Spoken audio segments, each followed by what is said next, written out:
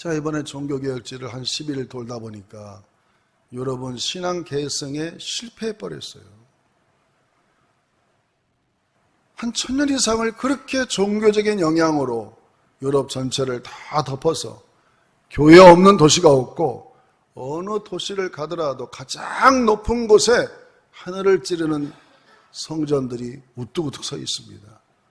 그런데 거기에는 관광지에 불과하지 그 안에는 예배자가 없다는 사실이에요. 그러니 그들은 신앙 계승의 실패자죠. 그걸 보면 우리 한국교회도 앞으로 100년 후가 어떻게 될 것이냐, 우리가 유럽을 함부로 이야기하기가 참 곤란하다 이거예요. 우리도 장담할 수가 없는 그런 현실을 느끼면서 더군다나 이 7, 8월은 우리가 어렸을 때 느꼈던 그 아름다운 신앙의 훈련들, 이런 것들이 행해지는데 우리 모두가 다 관심을 가지고 열심으로 후원하고 기도해서 이 신앙 계승에 실패하지 않는 유럽이 되고 신앙 계승에 성공하는 우리 충무교회와 한국교회가 되기를 기대합니다. 원하시면 아멘.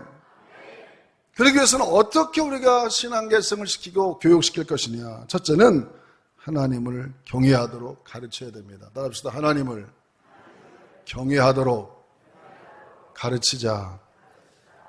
하나님을 경외한다는 것은 요셉처럼 하나님이 항상 내 앞에 와 계시다 생각하고 두렵고 떨림으로 하나님 앞에서 24시간을 살아가는 것을 하나님을 경외한다 표현할 수 있습니다. 요셉은 내가 어찌 하나님 앞에서 득지하리오 그렇게 말하는 걸 보면 그만큼 하나님에 대한 신관이 어려서부터 잘 정립이 된 사람이었기에 그 어떤 유혹에서도 하나님을 부인하지 않고 하나님의 말씀대로 살아서 나중에는 고난 속에 승리함으로 총리가 되고 역사에 길이 남는 인물이 된 것입니다. 그러므로 우리는 어려서부터 하나님의 말씀을 잘 가르쳐서 그들이 하나님을 두렵고 떨림으로 잘 섬겨나가도록 우리가 잘 그들을 가르쳐야 되겠습니다. 그래서 오늘 본문의 말씀에 보면 잠언서 1장 7절을 같이 다시 한번 읽어봅니다. 잠언서 1장 7절 여호와를 경외하는 것이 지식의 근본이거늘 미련한 자는 지혜와 훈계를 멸시하느니라. 그렇습니다. 여호와를 경외하는 것, 여호와를 경외하는 것이 지식의 근본입니다. 여호와를 경외하는 신개념이 있는 사람이 지식을 쌓고 훌륭한 기술을 연마하고 앞으로 크게 성공하면 그 사람은 별 문제가 없어요. 그러나 여호와에 대한 지식이 없고 신개념이 없는 사람이 머리는 좋아서 공부를 잘하고 출세하고 돈을 많이 벌게 되면 그 인생은 무너지기가 쉽습니다. 모든 인생의 베이직이 하나님은 살아계셔. 하나님은 나의 일거수일투족을 다 보고 계셔. 이러한 확실한 신개념을 우리 자녀들에게 심어주면 그 바탕 위에 지식과 기술과 모든 경험이 쌓여져서 성공을 하더라도 별 문제가 되지 않고 하나님께 유익이 되고 이 사회에 유익이 될 줄로 믿습니다. 그러나 그러한 신개념이 없이 성공하고 이 세상의 권력을 휘어잡으면 나라가 어느 길로 갈지 모르는 그러한 지도자들이 간혹 나오지 않습니까? 여러분, 그러므로 우리는 여호와를 경외하는 그러한 지식의 근본을 잘 가르쳐야 될 것입니다. 잠언서 5장 21절을 다시 한번 읽어봅니다. 잠언서 5장 21절 같이 읽어봅니다. 대저 사람의 길은 여호와의 눈앞에 있나니 그가 그 사람의 모든 길을 평탄하게 하시니라. 잠언서 16장 1절과 9절도 같이 한번 읽어보겠습니다. 잠언서 16장 1절 마음의 경영은 사람에게 있어도 말의 응답은 여호와께로부터 나오니라. 사람이 마음으로 자기의 길을 계획할지라도 그 걸음을 인도하시는 이는 여호와시니라. 크게 아멘. 여러분, 사람이 마음으로 많은 것을 계획하고 이 세상을 살아가는 모든 사람들이 누가 열심히 살지 않습니까? 많은 계획과 많은 표적을 쌓고 열심히 살아갑니다. 그렇다고 해서 모든 사람이 자기가 원하는 대로 모든 것이 이루어지는 게 아니죠. 그 모든 이루고 열매를 거두는 것은 하나님의 축복과 하나님의 허락함이 있어야만이 가능하다는 사실을 이 지혜문학인 전도서는 우리에게 말씀해주고 있는 것입니다. 그러므로 우리가 부모가 되어서 자녀들에게 분명하게 한 가지 가르쳐야 됩니다. 너 하나님이 살아계셔. 너의 모든 인생의 경영은 하나님의 허락함에 있다. 주님을 인정하고 하나님의 도움을 청하면 네가 계획하고 원하는 것을 다 하나님께서 허락할 때 이루어지는 것이지 사람의 뜻대로 세상이 되는 게 없다는 것을 분명하게 가르쳐 줘야 될 것입니다. 어려서부터 하나님의 말씀을 잘 가르치는 그런 자녀들 되시기를 주의 이름으로 축원합니다. 성경에는 많은 샘플들이 많습니다. 성경은 1600년 역사를 40명의 저자가 인류 역사를 기록해 놓은 책입니다. 사무엘상에 보면은 엘리 제사장의 가문과 엘가나의 가문을 비교해 놨어요. 엘리 제사장은 목사님이었습니다. 제사장이었어요. 그 아들 홈리와 비느하스가 있었습니다. 엘가나의 가정은 한나를 통해서 사무엘을 낳았습니다. 그러나 이 제사장의 집안의 홈리와 비느하스는 하나님의 신관을 어려서부터 잘 배우질 못한 것 같아요. 얼마나 하나님을 무시하는지 성도들이 하나님께 예배드리려고 제물을 가져오면은 고기 중에도 제일 맛있는 부분을 먼저 딱 잘라가지고 자기들이 먹어버리고 맛없는 건 하나님께 드리라고 하고 그걸 아버지인 제사장이 모를 리가 있어요? 만약에 제대로 된 아버지 같으면 몽흡치레를 가지고 종아리를 피가 나도록 때려서 절대로 그래서는 안 된다고 가르쳐야 될 텐데 엘리는 그렇게 하지 않았어요.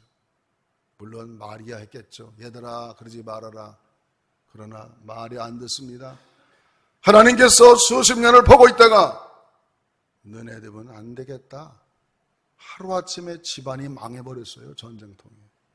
그러나 그 옆에 있는 사무엘의 가정은 얼마나 한나가 어려서부터 하나님 말씀으로 사무엘을 잘 가르치고 기도로 키워서 젖을 뗄 때에 제사장한테 맞춰서 하나님의 교회에서 잘 자라다 보니까 어린 나이에 하나님의 음성을 듣습니다. 사무엘아 사무엘아. 하나님의 음성을 들으며 기도하며 자란 사무엘은 엘리 가문의 그 모든 자녀들은 다 멸망을 당했지만 사무엘은 역사적인 분기 가운데 사사시대가 끝나고 왕정시대가 시작되는 이 아름다운 분기점에 역사적인 인물로 우리 속에 기록에 남는 위대한 인물이 되지 않았습니까? 여러분, 그러므로 우리 자녀들이 신개념 하나님이 살아계시다, 하나님이 내 앞에서 내 모든 심사와 모든 걸 보고 있다라고 하는 이런 하나님에 대한 신개념을 심어주는 것이 너무나도 중요하다는 거예요. 그것은 어느 누구도 예외가 없습니다. 아무리 신앙이 주는 부모님도 자녀를 그렇게 교육하지 않으면 그 자녀는 하나님을 떠나게 되는 거예요. 다시 한번 말합시다. 하나님을 두렵고 떨림으로 잘 섬기도록 가르치자. 두 번째로는 우리가 신앙을 계승하기 위해서는 하나님의 말씀을 사랑하도록 가르쳐야 돼요. 따라합시다. 하나님의 말씀을 사랑하도록 가르치자. 여러분, 하나님의 말씀이 얼마나 위대합니까? 하나님의 말씀은요, 우리의 모든 인생의 문제에 다 해답이 하나님의 말씀에 있습니다. 그래서 잠언서에 보면은 하나님의 말씀에 대해서 이렇게 말씀하십니다. 잠언서 3장 1절과 2절 말씀을 우리 같이 한번 읽어보겠습니다. 내 아들아, 나의 법을 잃어버리지 말고 내 마음으로 나의 명령을 지키라. 그리하면 그것이 내가 장수하여 많은 해를 누리게 하며 평강을 더하게 하리라.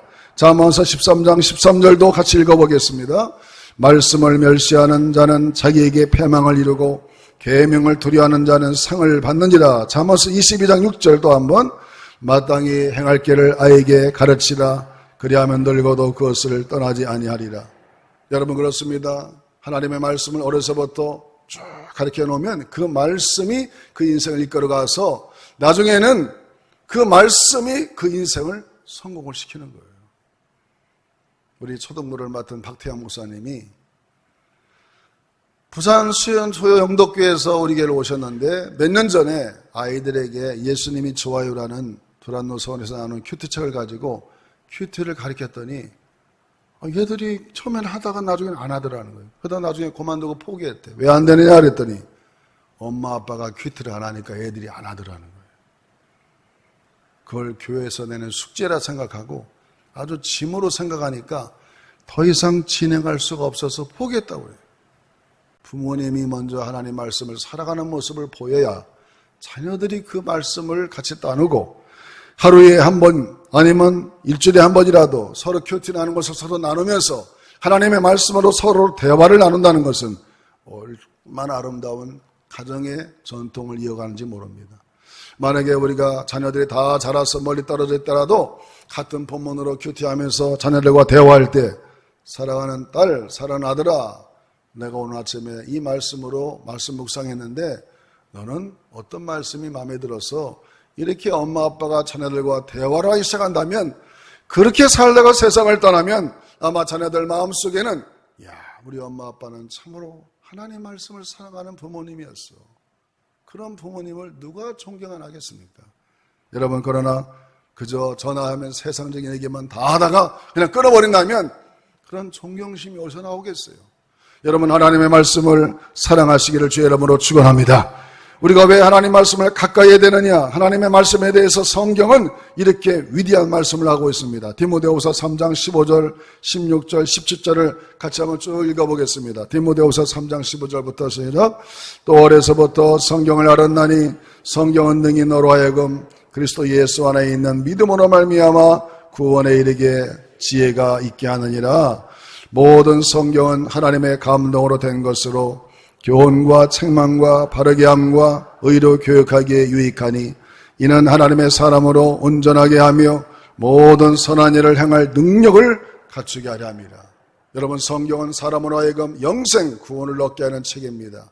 뿐만 아니라 그 말씀을 읽게 되면 하나님께서 우리의 말씀으로 내 마음을 책망하고 교훈하고 내 말씀을 바르게 살도록 의로 교육하는 그런 교육의 책입니다. 하나님의 말씀은 죽어있는 말씀이 아니에요. 하나님은 곧 말씀이기 때문에 말씀으로 내 마음속에 역사하시고 말씀하시고 계시하시는 것이죠. 그래서 하나님의 말씀을 많이 묵상한 사람은 나중에는 선한 일을 할 수 있는 온전한 사람으로 하나님이 우리를 성장시켜 주시는 줄로 믿습니다. 따라합시다. 하나님의 말씀은 살아 움직인다. 우리를 양선날 칼과 같이 잘못된 것을 수술하고 우리를 깨우치고 교훈해서 우리로 하여금 의롭고 바른 사람으로 만들어서 선한 일을 할 수 있는 훌륭한 사람으로 만들어주는 것이 하나님의 말씀인 것입니다. 그러므로 우리는 하나님의 말씀을 사랑하는 모습을 부모님들부터 어린아이에게 보여주어서 하나님의 말씀을 사랑하는 전통이 우리 교회의 전통이 되기를 주의 이름으로 축원합니다. 출애굽기 2장에 보면은 모세라는 사람이 나옵니다. 그의 어머니 요게벳이 아들을 낳으면 그때는 다 아들을 죽여야 되는 시대였어요. 애굽 사람이 막 죽이라고 그러니까 히브리인들을 압박하냐고. 모세를 낳고 보니까 너무나도 준수하게 생겨서 죽일 수가 없어가지고 칼대 상자에 싸가지고 거기에다가 역청을 바르고 나무줄을 만나서 발라가지고 나일강에다 띄웠어요. 나일강은 뭐냐? 바로 우리 죽음의 하수입니다. 이 세상이에요. 이 세상에다가 갈대 상자를 띄웠어요. 거기에다 뭘 바르느냐? 역청과 나무줄을 바르니까 물이 안 올라와갖고 모세가 죽지 않고 살았다가 둥둥 떠가다가 바로의 공주가 발견해서 모세는 왕자가 되고 나중에는 위대한 지도자가 되지 않습니까? 그 모세를 살리는 게 갈대 상자였죠. 오늘 우리 자녀들을 살리는 것이 무엇입니까? 이 갈대 상자는 세상의 문화를 막아주고 이 나일강 물이 스며드는 걸 막아주는 아주 성경책으로 우리가 비유할 수 있어요. 여러분, 하나님의 말씀을 우리 자녀들 마음속에 가득가득 모이게 되면 학교를 가고 고등학교를 가고 중학교를 가고 또 대학을 가면 세상의 문화들이 막 자녀들 마음속에 들어가는데 그 스며드는 악한 문화들을 하나님의 말씀이 내 안에 가득 차 있으면 다 말씀이 막아줄 줄로 믿습니다. 여러분, 어려서부터 창조론의 신앙을 갖고 있는 사람은 아무리 진화론을 얘기해도 그걸 받아들이지 않아요. 그건 하나의 학설에 불과해. 그러나 아무것도 모르다가 진화론에 완전히 빠져가지고 그래 우리 인간은 원숭이로부터 나왔다 이렇게 확 믿어버린 사람은요, 그 다음에 창조론을 가르치려면 쉬운 게 아니에요. 그걸 빼내기가 어려운 겁니다. 어려서부터 하나님의 말씀에 의식화가 돼서 내 마음을 나는 하나님의 피조물이고 하나님 인간을 만드셨고 우리 안에는 영이 있고 혼이 있고 육이 있다 이렇게 확실하게 인간에 대해서 알고 살아가는 사람은 어디를 가더라도 이 세상 문화를 이길 수 있는 하나님의 은혜가 임하는 줄로 믿습니다. 그래서 우리는 이런 말씀을 잘 배우는 데가 언제냐? 이 여름 방학 때예요. 저도 성경학교 때 주일학교 때 얼마나 재밌는지 몰랐어요. 200명까지 우리 반이 한 10명, 20명이었어요. 동화를 들을 때 막 골리앗과 다윈 얘기, 요셉의 꿈의 이야기, 엘리야의 기도 이야기 그런 걸 들으면 정말 소설같이 너무 재미있었어요. 머리에 팍 들어가니까 하나님을 부인할 수가 없어요. 그래서 그 꿈대로 꿈을 꾸며 기도하니까 오늘날 여기에 와 있는 거예요. 우리 어린아이들에게 이 여름 기간이 참으로 축복의 기간이므로 우리 다음 세대들에게 좋은 기회가 되기를 주의 이름으로 축원합니다.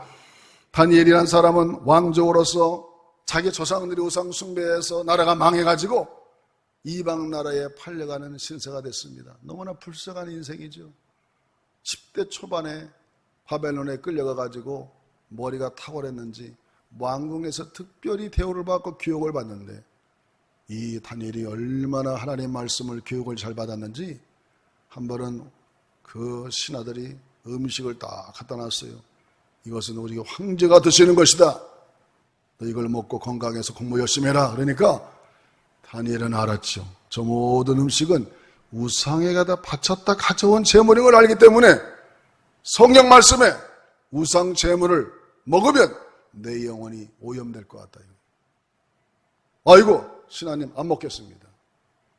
너 안 먹으면 죽어. 제가 죽으면 죽었지 내 영혼을 더럽힐 수 없어요. 그러나 제안을 하나 합니다. 내가 10일 동안 풀하고 다른 음식만 물하고 먹을 테니까 이 고기와 포도주를 먹는 아이들과 11일 동안 나를 비교해가지고 내 얼굴이 더 좋아 보이면 나를 좀 인정해달라고 그러니까 오케이 그렇게 한번 해보자 해서 11일 동안을 다니엘과 친구들이 물과 채소만 먹고 살았어요. 어떻게 됐을까요? 하나님이 은혜를 줘가지고 고기 먹고 포도주 나는 왕의 황제의 옷을 먹는 그 점심을 먹는 애들보다 얼굴이 그냥 해같이 빛나니까 그 신하도 탐복을 하게 되고 그런 결단력 끼고 살아가는 다니엘에게 하나님께서 여러분 하나님은요 반드시 보상하시는 하나님이에요. 따라합시다. 하나님은 믿음대로 살면 상급이 있다. 다니엘서 1장 마지막 부분에 보면은 다니엘과 그 친구들에게는 10갑절의 지혜를 줬다고 그랬어요. 나라에 큰 환란이 왔습니다. 왕이 이상한 꿈을 꿨는데 도저히 해석할 사람이 없는 거예요. 어느 날 다니엘이 내가 나섰습니다. 제가 한번 해석해 보겠습니다. 하룻밤만 기회를 주세요. 하룻밤 열심히 기도하고 하나님께 나가니까 하나님이 탁 가르쳐 줬어요.